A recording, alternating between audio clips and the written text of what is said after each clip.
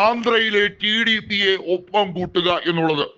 YSR Congress ആണെങ്കിൽ BJPക്ക് പിന്തുണയുമായി രംഗത്ത് വരുന്നു. YSR കോൺഗ്രസിന് MP മാർ കാര്യമായി ഇല്ല. എന്നിരുന്നാലും അവർ BJPയെ പിന്തുണയ്ക്കും. രാജ്യസഭയിലെ നാമമാത്രമായ ആളുകൾ BJPയെ പിന്തുണയ്ക്കും എന്ന് വ്യക്തമാക്കിയിരിക്കുകയാണ് ജഗൻമോഹൻ റെഡ്ഡി. അതേസമയം TDP കൃത്യമായി ഇന്ത്യ മുന്നണിയിലേക്ക് എത്തുന്നു. ഇത് തന്നെയായിരുന്നു അവർ കാത്തിരുന്ന നിമിഷം.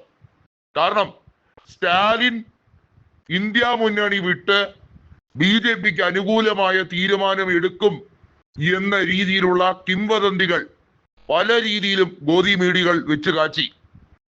അതായത് കോയമ്പത്തൂരിലെ മുൻ MP ആയിരുന്ന CP രാധാകൃഷ്ണനെ ഉപരാഷ്ട്രപതി സ്ഥാനാർത്ഥിയായി NDA പ്രഖ്യാപിച്ചപ്പോൾ തമിഴ്നാട്ടിൽ അവരിൽ ഒരു പൊതുവികാരമുണ്ടായി എന്നും DMK കളം മാറി ചവിട്ടുമെന്നും ഒക്കെ പ്രത്യാശയുമായി പല ഗോദി മീഡിയകളും രംഗത്ത് വന്നതാണ്. അവർ ശക്തമായി പറഞ്ഞു, ഞങ്ങൾ NDA വിരുദ്ധരാണ്, ഞങ്ങൾ NDAയുടെ കച്ചവടം പൂട്ടിക്കും. അത് തന്നെയാണ് കൃത്യമായി നടപ്പിലാക്കാൻ ശ്രമിക്കുന്നത്. എന്നാൽ ഇന്ത്യ മുന്നണിയുടെ സ്ഥാനാർത്ഥിയുടെ വിജയം സുനിശ്ചിതമാകുന്ന രീതിയിലേക്കാണ് കാര്യങ്ങളുടെ പോക്ക്.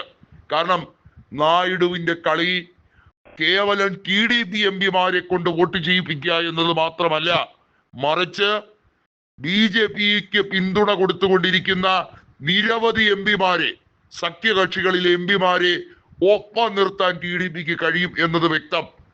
മുഖ്യമന്ത്രി സ്ഥാനത്തിന് അർഹതപ്പെട്ടിട്ടും ഏകനാഥ് ഷിൻഡെക്ക് മുഖ്യമന്ത്രി സ്ഥാനം കൊടുക്കാത്ത BJPയെ ഒരു പാഠം പഠിപ്പിക്കാൻ ഇതാണ് ഏറ്റവും ഉതകുന്ന നിമിഷമെന്ന് ഷിൻഡെയോട് വ്യക്തമാക്കിയിരിക്കുന്നു നായിഡു ഷിൻഡെ ഔദ്യോഗിക കൂടിക്കാഴ്ച ഈ തെരഞ്ഞെടുപ്പിന് വോട്ടെടുപ്പിന് തൊട്ടു മുമ്പ് തന്നെ നടക്കും എന്നതും വളരെ വ്യക്തമാണ്.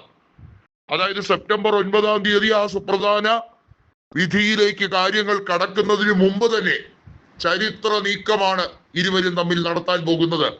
ഇത് BJPയുടെ കട്ടയും പടവും അടക്കും എന്നുള്ളതിന് യാതൊരു തർക്കവുമില്ല. ജഗദീപ് ധൻഖർ ഒരു വെടിപ്പുരയ്ക്ക് തിരി കൊളുത്തുന്നത് പോലെ ചില കാര്യങ്ങൾ പറഞ്ഞു വെച്ചിരിക്കുകയാണ്. തനിക്ക് പല കാര്യങ്ങളും BJPക്കെതിരെ പറയാനുണ്ട്. BJPയുടെ തെറ്റായ നടപടിക്രമങ്ങളെ എതിർത്തതിന് ധൻഖറിനെ പരമാവധി മാനസിക സംഘർഷത്തിലേക്ക് എത്തിക്കാൻ BJP നേതൃത്വം ശ്രമിച്ചു. അത് ഇനി വില പോകില്ല എന്ന് ഉറപ്പുവരുത്താൻ കൂടിയുള്ള നീക്കം ഈ തട്ടിക്കൂട്ട് സർക്കാർ, അതായത് TDPയുടെയും ഏകനാഥ് ഷിൻഡെയുടെയും ഒക്കെ സഹായത്തോടെ, ഊന്നുവടിയുടെ സഹായത്തോടെയാണ് നരേന്ദ്രമോദി ഇപ്പോൾ ഭരണത്തിലിരിക്കുന്നത്.